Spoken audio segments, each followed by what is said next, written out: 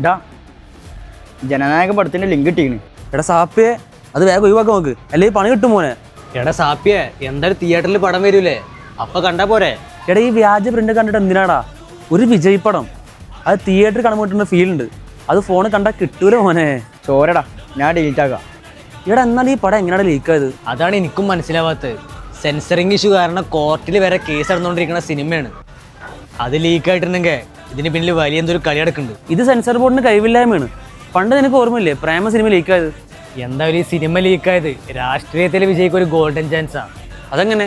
എടാ ഈ ജനനായക release വൈകുന്നതിൽ sensor ബോർഡിനും വിജയിൻ്റെ എതിർ പാർട്ടിക്കാർക്കും നല്ല പങ്കുണ്ട്. ജനനായക ഇലക്ഷന് മുമ്പ് ഇറങ്ങിയ അത് ആ പാർട്ടിക്ക് വലിയൊരു അടിയാണെന്ന് അവർക്കറിയാം. കാരണം അവർ കാണിക്കുന്ന പല ചട്ടത്തിലും ആ സിനിമയിൽ വരും. ജനനായകൻ ലീക്കായപ്പോൾ ഒരു വിഭാഗം ജനങ്ങൾ ആരെയെ സംശയിക്കുക? വിജയിൻ്റെ എതിർ പാർട്ടിക്കാരെ. അത് ഇലക്ഷനിൽ ഗുണം ചെയ്യുന്നവർക്കാ, ഈ വിജയ്ക്കും വിജയിൻ്റെ പാർട്ടിക്കാർക്കും.